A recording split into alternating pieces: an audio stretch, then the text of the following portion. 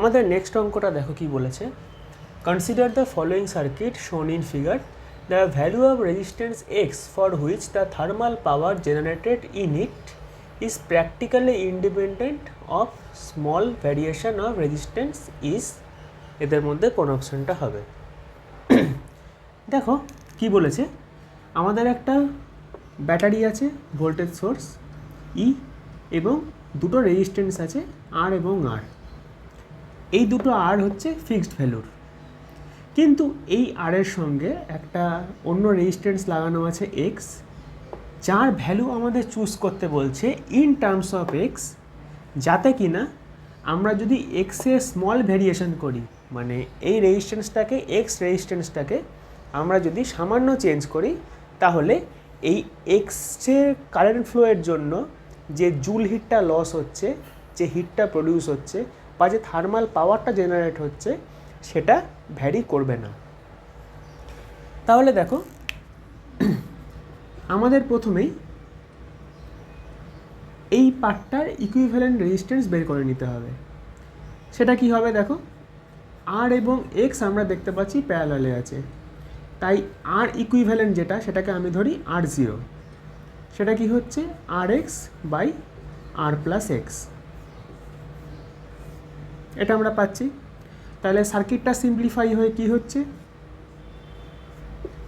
আর এখানে আর জিরো এবং এখানে একটা ভোল্টেজ সোর্স, ঠিক আছে, ভোল্টেজ সোর্সটা হচ্ছে ই। এরপর আমরা কি দেখব, যে এই ভোল্টেজ সোর্সটার মানে এই যে সার্কিটটার মধ্যে কত কারেন্ট ফ্লো করছে, সেটা কেমন করে দেখব, আমরা এই লুপ চালিয়ে দেবো একটা এখানে। তাহলে কারশফস ভোল্টেজ ল বা যাকে আমরা বলি কেভিএল, সেটা কি বলছে যে voltage source E equals to কী হবে, I into R plus R zero. এখান থেকে আই কি পাচ্ছি, E by R plus R zero পাচ্ছি, এটা আমরা দেখো I equal to E by R plus, আমরা আর জিরোর ভ্যালুটাকে পুট করে দেবো আর প্লাস এক্স। কী পাচ্ছি তাহলে, ই ইন্টু আর প্লাস এক্স, কারণ আমরা যখন এলসিএম নেব এই আর প্লাস এক্সটা উপরে উঠে যাবে, by R into R plus x plus R X. এইটা আমরা কারেন্টের ভ্যালু পাচ্ছি। এবার খেয়াল করে দেখো যে এই পয়েন্ট দুটোতে আমি যদি পোটেনশিয়াল ডিফারেন্স বলি, তাহলে আমরা কি বলবো, ব্যাটারির যা পোটেনশিয়াল এই দুটো পয়েন্টের মধ্যে সেম পোটেনশিয়াল আছে, দ্যাট ইজ ই। কিন্তু যখনই আরটা ক্রস করে যাবে কারেন্টটা, বা আমরা যখনই আরটাকে ক্রস করে যাব, তখন একটা ভোল্টেজ ড্রপ দেখা দেবে। তার মানে এই দুটো পয়েন্টের মধ্যে ভোল্টেজ আর এই দুটো পয়েন্টের ভোল্টেজ আলাদা হবে, কারণ মাঝখানে একটা আর ঢুকে আছে, এই আরটার জন্য একটা ভোল্টেজ ড্রপ হবে। তাহলে এক্ষেত্রে আমি যদি এই দুটো পয়েন্টের মধ্যে ভোল্টেজ ধরে নিই ভি জিরো, তাহলে এই ভি জিরো কত হবে, ভি জিরো হবে I into R zero, Ohm's law থেকে পাচ্ছি আমরা। তাহলে আই আমরা কি পেলাম, R plus x divided by R into R plus x plus R x, এবং আর জিরোর ভ্যালু আমরা কি পাচ্ছি এখানে, R x divided by R plus x. দেখো আর প্লাস এক্স ক্যান্সেল হয়ে যাবে, আমরা কি পাচ্ছি E into R x divided by, এই দুটোর থেকে আমরা যদি আর কমন নিয়ে নিই দেখো, তাহলে আর প্লাস টু এক্স হচ্ছে, তাহলে আর আর ক্যান্সেল হলো এবং আমরা কি পেলাম, E x by R plus two x, এইটা পেলাম আমরা ভি জিরো। এইটুকু বুঝতে পারা গেছে। এবার দেখো আমার আর এর অ্যাক্রসে বা আর জিরোর অ্যাক্রসে যদি পোটেনশিয়াল ডিফারেন্স V0 হয় তাহলে ওই সেম পোটেনশিয়ালটা R এর অ্যাক্রসে হচ্ছে এবং R এর অ্যাক্রসে যেই পোটেনশিয়াল ডিফারেন্সটা হচ্ছে সেটাও X এর অ্যাক্রসে হচ্ছে। আমাদের কি দেখতে হবে যে X এর অ্যাক্রসে আমাদের যে পাওয়ার কনজাম্পশন বা যে থার্মাল পাওয়ার জেনারেশন সেটা কত। তাহলে thermal power generation across X আমরা কি পাচ্ছি এখানে, আমরা জুলস ল থেকে কি জানি, জুল হিটের ল থেকে যে পাওয়ার ধরি আমরা P0, এটা হচ্ছে V² বাই রেজিস্ট্যান্স, এখানে V0 হবে যেহেতু X এর অ্যাক্রসে পোটেনশিয়াল V0 বাই X হবে। তাহলে আমরা জাস্ট এক্সপ্রেশনটাকে পুট করে দিই এখান থেকে, EX by R plus 2X এর হোল স্কোয়ার, EX এরও স্কোয়ার হবে ইন্টু 1 বাই X, এখানে ইন্টুটাকে আমি ডট দিই নাহলে কনফিউশন হতে পারে। দেখো E² X square by R plus 2X এর whole square into 1 by X, এখানে একটা X কাটবে, তাহলে কি হচ্ছে E² X by R plus 2X এর হোল স্কোয়ার, এটা আমরা পাচ্ছি P0। এইটুকু বুঝতে পারা গেছে। এরপরে কি চেয়েছে, এরপরে দেখো কি বলেছে যে আমার X এর ভ্যারিয়েশনের জন্য আমি যদি Xটাকে ভ্যারি করি তাহলে যেন পাওয়ারটা চেঞ্জ না হয়, তার জন্য কন্ডিশন কি। যদি আমাদের সেটা বের করতে হয় তাহলে আমাদের বের করতে হয় প্রথমে যে variation of P0 with respect to X বা with respect to variation of X, এইটাকে ম্যাথামেটিক্যালি কি বলতে পারি আমরা, dP0 dx। অর্থাৎ আমাদের এই যে P0 এক্সপ্রেশনটা আছে একে X এর রেসপেক্টে ডেরিভেটিভ করতে হবে। ডেরিভেটিভ করলে আমরা কি পাই, দেখো এই পোর্শনটা U এবং এটা V, তাহলে খুব সহজেই আমরা U বাই V মেথডে সলভ করতে পারি এটাকে। ফর্মুলা কি হয়, V², তার মানে R প্লাস 2X স্কোয়ার ছিল, আরেকবার স্কোয়ার করলে 4 হয়ে গেল। এরপর নিউমারেটরে কি হয়, ফার্স্টে V কনস্ট্যান্ট হয় এবং U এর ডেরিভেটিভ হবে, তাহলে E² ইন্টু 1, এক্সট্রা 1 হয়ে যাবে, মাইনাস U কনস্ট্যান্ট আর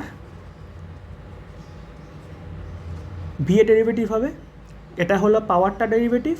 এরপর কি হবে, ইন্টু 2, এক্সট্রা আবার 1 হয়ে যাবে। দেখো এটাকে যখন আমরা সলভ করব কি বেরোবে, আমরা দুটো পোর্শন থেকেই দেখো E² এবং R প্লাস 2Xকে কমন নিতে পারি। তাহলে কি দাঁড়াচ্ছে এখানে, R plus 2X minus 4X divided by কি হচ্ছে R plus 2X whole to the power 4। এইবার কি করতে হবে, আমাদের কন্ডিশনটা কি বলেছে বলো তো, আমাদের কন্ডিশনটা বলেছে যে X ভ্যারি করবে, অর্থাৎ ডেল X কিন্তু নট ইকুয়াল টু 0 হবে। Del X not equal to 0 হবে মানে হচ্ছে X ভ্যারি করছে, কিন্তু সেইটা হওয়ার বাদেও কিন্তু আমার P-কে ভ্যারি করা চলবে না, অর্থাৎ ডেল P-কে 0 করতে হবে। তাহলে খুব সহজেই আমরা এই ফ্র্যাকশনটাকে 0 করতে পারি, তাহলে আমাদের যে কন্ডিশনটা দরকার সেটা পাওয়া যাবে। দেখো কি বেরিয়েছে এখানে, E² into R plus 2X ব্র্যাকেটে হচ্ছে R minus 2X divided by R plus 2X whole to the power 4 equals to আমাদের 0 করতে হবে। খেয়াল করে দেখো ডিনোমিনেটর 0 হওয়া সম্ভব নয়, তাহলে নিউমারেটর পার্টটাকে 0 হতে হবে অবভিয়াসলি। নিউমারেটর পার্টকে 0 হওয়ার জন্য হয় ই স্কোয়ারকে 0 হতে হবে, নইলে আর প্লাস 2xকে 0 হতে হবে, নইলে আর মাইনাস 2xকে 0 হতে হবে, কিন্তু তিনটে একসঙ্গে 0 হওয়া চলবে না। ঠিক আছে, দেখো আমি ফার্স্ট কেস কী ধরি, যে E equal to 0, E square equal to 0 মানে ই ইকুয়াল টু 0 হচ্ছে। যদি ই ইকুয়াল টু 0 ধরি তাহলে আমাদের যে সোর্স ভোল্টেজ সেটাই 0 হয়ে যাচ্ছে, তাহলে থার্মাল হিটটা জেনারেশন হবে কেমন করে? তাই এইটা ক্যান্সেল। সেকেন্ড ফ্যাক্টর কী আছে, আর প্লাস 2x ইকুয়াল টু 0, তাহলে এক্স কী বেরোবে, মাইনাস আর বাই 2। রেজিস্ট্যান্স কি কখনো নেগেটিভ হতে পারে? কখনো নয়, এইটাও ক্যান্সেল। তাহলে আমাদের একমাত্র কি হচ্ছে, এইটাকে 0 করতে হচ্ছে, তাহলে আর ইকুয়াল টু 2x আর x equal to R by 2। আমাদের অ্যাকসেপ্টেবল সলিউশন হচ্ছে এইটা, acceptable solution, that is our answer is option B. আশা করি গোটা প্রবলেমটা তোমরা বুঝতে পেরেছো। আমাদের নেক্সট অঙ্কটা দেখো কি বলেছে, consider the circuit shown in diagram where all the resistances are of magnitude 1 kilo ohm. অর্থাৎ এই সার্কিটে যতগুলো রেজিস্ট্যান্স দেওয়া আছে সবকটার ভ্যালু হচ্ছে 1 kilo ohm. If the current in the extreme right resistance x, এই রেজিস্ট্যান্সটা is 1 milli ampere, then the potential difference between A and B is কত হবে? তাহলে আমাদের ইনফরমেশন কী আছে, আমরা আগে এই টোটাল ডায়াগ্রামটাকে এখানে একটু ড্র করি।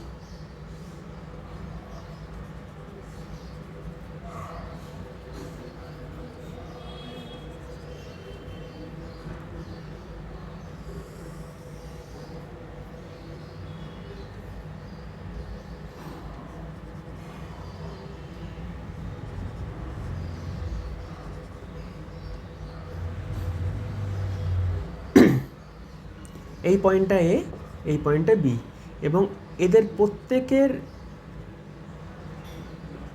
রেজিস্ট্যান্স হচ্ছে 1 কিলো ওহম।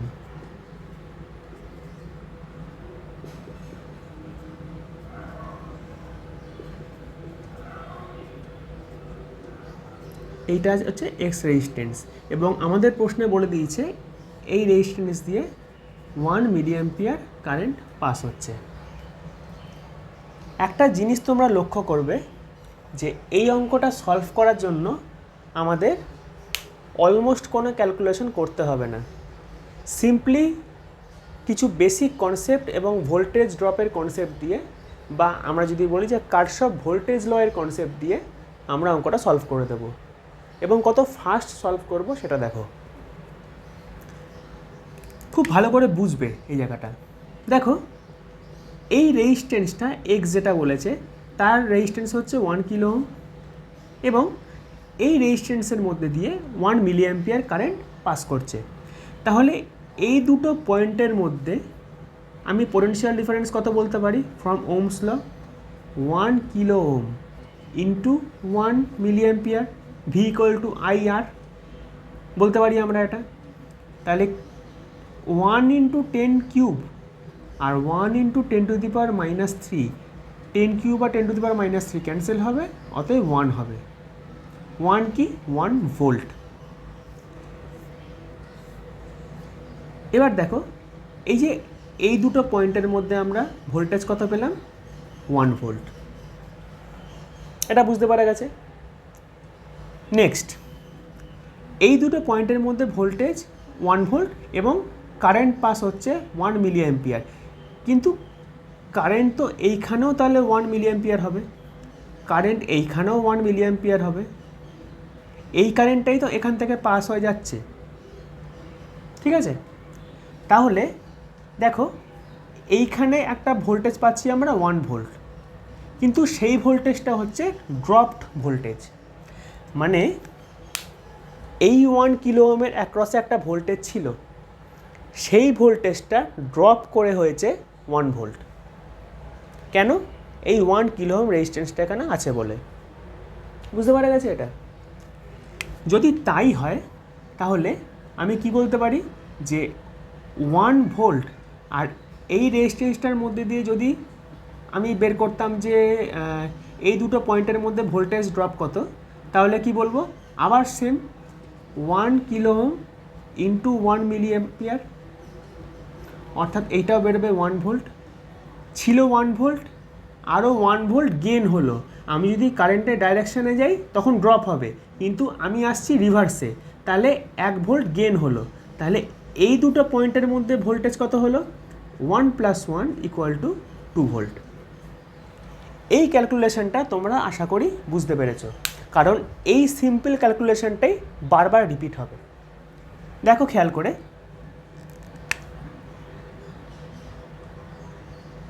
আমরা কি পেলাম যে এটা 2 ভোল্ট, এর অ্যাক্রসে 2 ভোল্ট পেলাম আমরা। তাহলে 2 ভোল্ট যদি পাই, আমাদের এখন বের করতে হবে যে এই ব্রাঞ্চে আমরা জানি 1 মিলি অ্যাম্পিয়ার কারেন্ট পাস হলো, তাহলে এই ব্রাঞ্চে কত কারেন্ট পাস হবে। আবার আমরা ওহমস ল অ্যাপ্লাই করব। কি হবে, ভি দ্যাট ইজ 2 ভোল্ট, এর অ্যাক্রসে 2 volt by R 1 kilo ohm. কী হবে এটা, 2 মিলি অ্যাম্পিয়ার। তাহলে এই যে ব্রাঞ্চটা আছে এটা 1 মিলি অ্যাম্পিয়ার এই ব্রাঞ্চের জন্য, আর এই ব্রাঞ্চের জন্য হবে 2 মিলি অ্যাম্পিয়ার। এবার কারশফস কারেন্ট ল থেকে আমরা কি পাচ্ছি যে এইটা যদি 2 মিলি অ্যাম্পিয়ার আউটওয়ার্ড, এইটা 1 মিলি অ্যাম্পিয়ার আউটওয়ার্ড হয়, তাহলে অবশ্যই ইনওয়ার্ড কত হতে হবে, 3 মিলি অ্যাম্পিয়ার। কারশফস কারেন্ট ল তাই বলে তো, যে দুটো যদি আমার ইনপুট থাকে একটা আউটপুট থাকে, বা এই ক্ষেত্রে বলতে পারি যে দুটো আউটপুট আছে একটা ইনপুট আছে, আমরা ধরি I1টা ইনপুট আর I2 আর I3 আউটপুট, তাহলে কারশফস কারেন্ট ল বলে input equal to some of output. আমরা সেটা থেকে বের করলাম কি, যে এই পয়েন্টে কারেন্ট হচ্ছে 3 মিলি অ্যাম্পিয়ার, এই পয়েন্টে কারেন্ট যদি 3 মিলি অ্যাম্পিয়ার হয়, তাহলে এইখানে কারেন্টও 3 মিলি অ্যাম্পিয়ার পাচ্ছি আমরা। তাহলে এই দুটো পয়েন্টের মধ্যে ভোল্টেজ ড্রপ কত হচ্ছে, সিমিলারলি আবার আমরা বের করতে পারি 3 milli ampere into 1 kilo ohm. 3 milli ampere into 1 kilo ohm কত হচ্ছে, 3 ভোল্ট। তাহলে আমরা যদি রিভার্সে যাই, আমাদের ছিল 2 ভোল্ট, কিন্তু রিভার্সে যাওয়ার জন্য আমাদের 3 ভোল্ট গেন হলো, অর্থাৎ এই দুটো পয়েন্টের মধ্যে আমি ভোল্ট কত পেলাম, 3 + 2 = 5 ভোল্ট পেলাম আমরা, 5 ভোল্ট। আবার সেম জিনিসটা আমরা রিপিট করব। দেখো 5 ভোল্ট ডিভাইডেড বাই যদি 1 কিলো ওহম করি, আমরা কত পাবো, 5 মিলি অ্যাম্পিয়ার। মানে এই ব্রাঞ্চের কারেন্ট হচ্ছে 5 মিলি অ্যাম্পিয়ার, তাহলে এই ব্রাঞ্চের কারেন্ট হবে 3 মিলি অ্যাম্পিয়ার এই ব্রাঞ্চের কারেন্ট ছিল, আর এই ব্রাঞ্চের কারেন্ট হবে 5 মিলি অ্যাম্পিয়ার। তাহলে দুটো কারেন্ট মিললে এই ব্রাঞ্চের কারেন্ট কত হবে, 8 মিলি অ্যাম্পিয়ার। এই যে 8 মিলি অ্যাম্পিয়ার এটাই কিন্তু আবার এখানকার কারেন্ট। আবার আমরা সেম জিনিসটাকে রিপিট করব। দেখো এখানে ছিল হচ্ছে 5 ভোল্ট, আর এই দুটো পয়েন্টের মধ্যে যে ভোল্টেজ ড্রপটা হচ্ছে বা ভোল্টেজ গেন হচ্ছে রিভার্সে গেলে, আমরা জাস্ট কারেন্টের ডাইরেকশানে বলবো ভোল্টেজ ড্রপ হচ্ছে, কিন্তু কারেন্টের রিভার্সে গেলে বলবো ভোল্টেজ গেন হচ্ছে। কত গেন হবে, 1 kilo ohm into 8 milli ampere, অর্থাৎ 8 ভোল্ট। ছিল 5 ভোল্ট, কিন্তু গেন হলো আরও 8 ভোল্ট, মানে 8 + 5 = 13 ভোল্ট। এই দুটো পয়েন্টের মধ্যে ভোল্টেজ কত হচ্ছে, 13 ভোল্ট। তাহলে 13 volt divided by 1 kilo ohm কত হচ্ছে, 13 মিলি অ্যাম্পিয়ার। সেইটা হচ্ছে এই ব্রাঞ্চের কারেন্ট। তাহলে 8 আর 13 মিললে কত হয়, 21 মিলি অ্যাম্পিয়ার। তাহলে এই ব্রাঞ্চে 21 মিলি অ্যাম্পিয়ার এখানে হলে এইখানেও 21 মিলি অ্যাম্পিয়ার হবে। আমি এটা উপরে লিখি, 21 মিলি অ্যাম্পিয়ার। সিমিলারলি আবার 21 milli ampere into 1 kilo ohm কত হচ্ছে, 21 ভোল্ট। তাহলে 21 ভোল্ট গেন হচ্ছে 13 ভোল্টের ওপর। 13 ভোল্ট ছিল, আবার যখন রিভার্সে যাচ্ছি 21 ভোল্ট আমার গেন হচ্ছে, তাহলে 13 প্লাস 21 মানে হচ্ছে 34 ভোল্ট। এই দুটো পয়েন্টের মধ্যে কিন্তু 34 ভোল্টেজ আছে। এবার তোমরা খেয়াল করে দেখো যে এই ব্রাঞ্চে কিন্তু কোনো রেজিস্ট্যান্স নেই, এই ব্রাঞ্চে কোনো রেজিস্ট্যান্স নেই, অর্থাৎ এই দুটো পয়েন্টের মধ্যে যে পোটেনশিয়ালটা পাচ্ছি সেই পোটেনশিয়ালটাই কিন্তু আমার এ আর বি এর মধ্যে পোটেনশিয়াল। তার মানে আমি যদি এ আর বি এর মধ্যে পোটেনশিয়াল কত বলি তাহলে বলবো 34 ভোল্ট। এই টোটালটা হচ্ছে আমরা রিভার্স ক্যালকুলেশন করে আমরা এই অবধি পৌঁছালাম, এবং জাস্ট কিছু বেসিক কনসেপ্ট কার্শফ ভোল্টেজ ল আর কার্শফ কারেন্ট ল দিয়ে আর সিম্পলি ওহম ল দিয়ে আমরা সবটাকে সলভ করে ফেললাম। আশা করি তোমরা বুঝতে পেরেছো। তাহলে আমাদের অ্যান্সার হচ্ছে অপশন এ 34 ভোল্ট।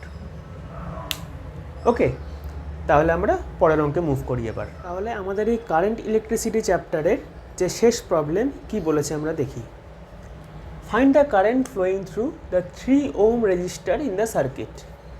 আমাদের একটা সার্কিট দিয়েছে, এই সার্কিটটার মধ্যে এই যে 3 ওহম রেজিস্টারটা আছে এর মধ্যে দিয়ে কত কারেন্ট পাস হচ্ছে আমাদের বের করতে হবে। এই প্রবলেমটা কিন্তু খুব ideal and simple application of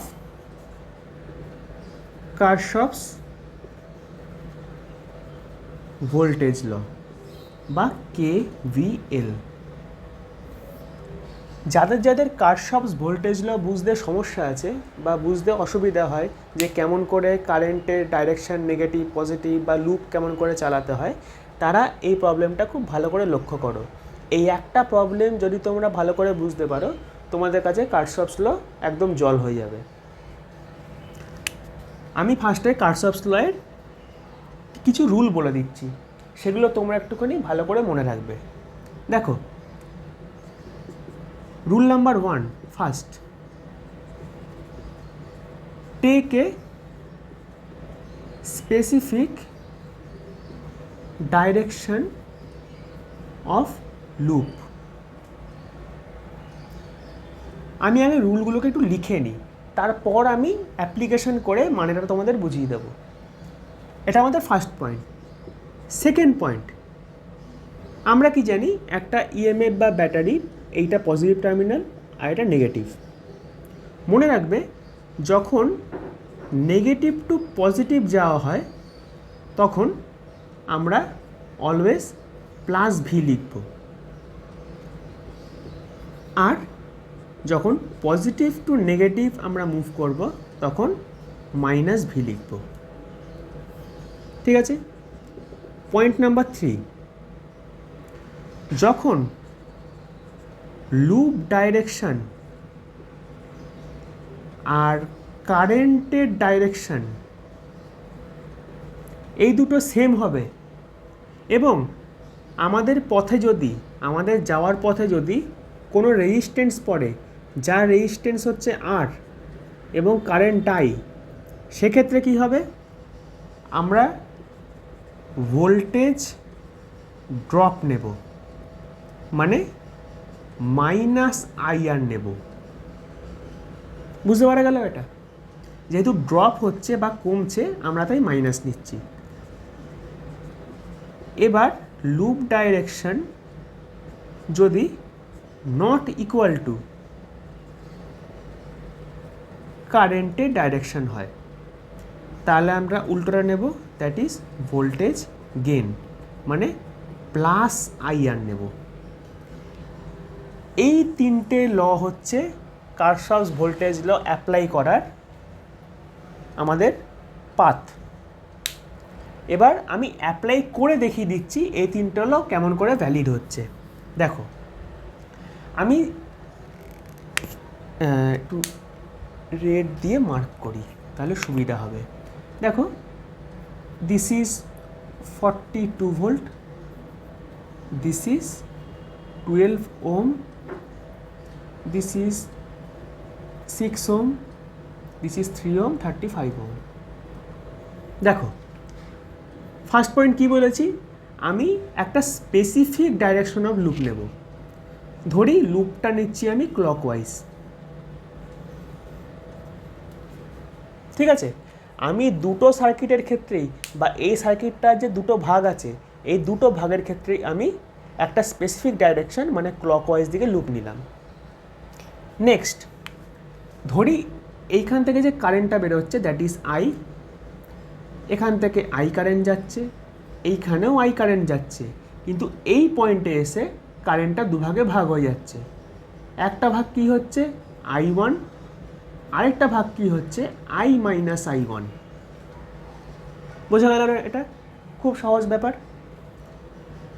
ব্যাস, আমরা কারেন্ট নিয়ে নিয়েছি এবং লুপ চালিয়ে নিয়েছি। দেখো এবার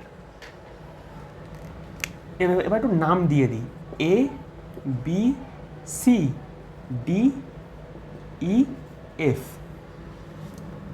for loop A B C D A। এই ক্ষেত্রে কি হবে দেখো,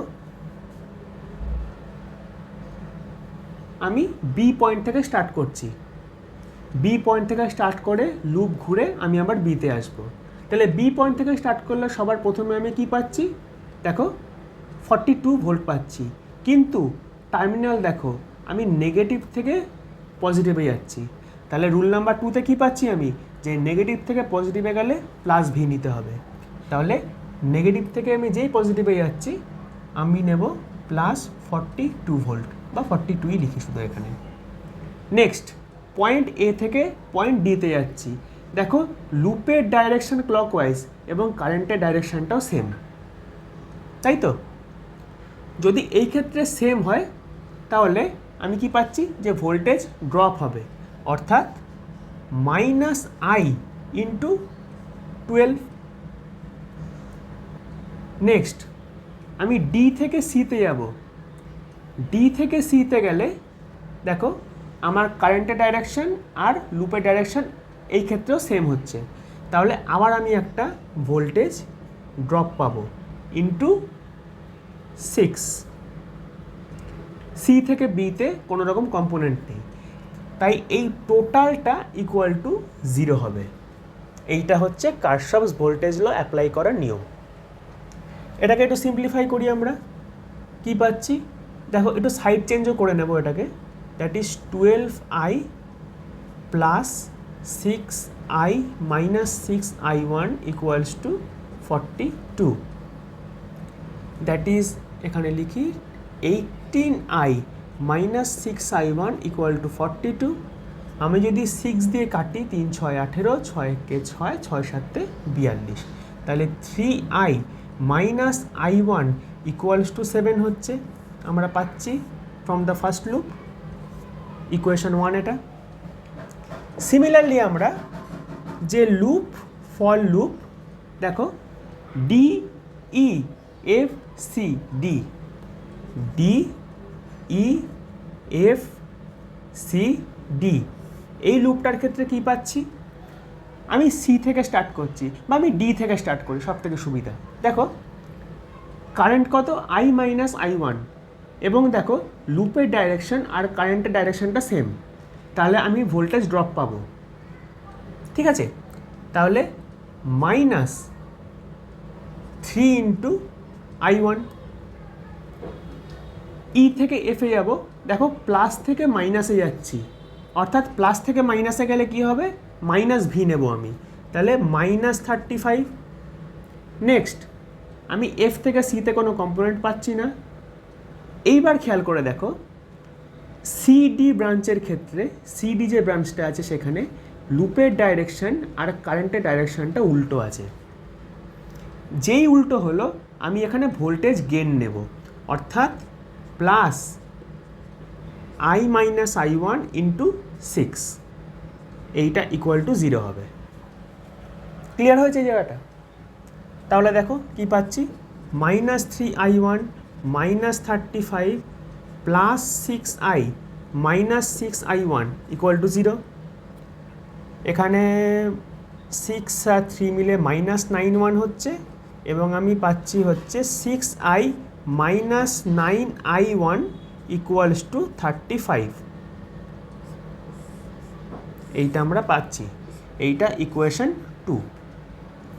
দেখো আমাদের কি বের করতে হবে, আমাদের বের করতে হবে 3 ওহমের মধ্যে দিয়ে কত কারেন্ট পাস হচ্ছে, দ্যাট ইজ i1 বের করতে হবে। তো আমি আইটাকে না বের করে, মানে আইটাকে এলিমিনেট করব এখান থেকে, এবং i1 বের করব। দেখো খেয়াল করে এখানে 3 আছে এবং এখানে 6 আছে, তো আমি যদি একে 2 দিয়ে মাল্টিপ্লাই করে দিই তাহলে কি পাচ্ছি, 2 দিয়ে মাল্টিপ্লাই করলে 6i minus 2i1 equals to 14 পাচ্ছি। এইটা আমাদের ইকুয়েশন 3। এবার দেখো আমরা যদি 3 মাইনাস 2 করি কি পাবো, 6i minus 2i1 minus 6i plus 9i1 equals to কত, 14 মাইনাস 35। ঠিক আছে, তাহলে 6i ক্যান্সেল হয়ে গেল। এইটা হচ্ছে 7i1 equals to 1 and 2 minus, দেখো i1 ইকুয়ালস টু পাচ্ছি -3 অ্যাম্পিয়ার। তোমরা কিন্তু কখনোই ঘাবড়ে যেও না যে আই কি নেগেটিভ হতে পারে, আমরা কিন্তু আই এর নেগেটিভ ভ্যালু পেলাম, তাহলে কি আই নেগেটিভ হতে পারে?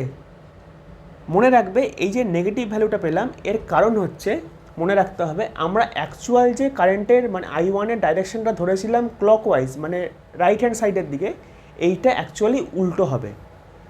-3 এর সিগনিফিকেন্সটা এটা মনে রাখবে, আই এর যে ম্যাগনিটিউড সেটা কিন্তু 3 অ্যাম্পিয়ার, আর এই যে মাইনাস সাইনটা সিগনিফাই করছে আমরা অঙ্কের শুরুতে যে ডাইরেকশন ধরে অঙ্কটা করেছিলাম অ্যাকচুয়াল কারেন্টের ডাইরেকশনটা কিন্তু তার উল্টো। এই মাইনাসটার মানে আর অন্য কিচ্ছু না। কাজেই আমরা কি পেলাম, i1 equal to 3 ampere, that is our option B. তোমরা যদি এই প্রসেসে কারশফস লকে সলভ করো, মানে কারশফস ল দিয়ে কোনো সার্কিটকে সলভ করো, দেখবে অত্যন্ত ইজিলি যে কোনো সার্কিটকে তোমরা সলভ করে নিতে পারবে। ঠিক আছে, তাহলে আমাদের কারেন্ট ইলেকট্রিসিটি টপিক এখানেই শেষ হলো। তাহলে দেখা হচ্ছে পরবর্তী টপিকে।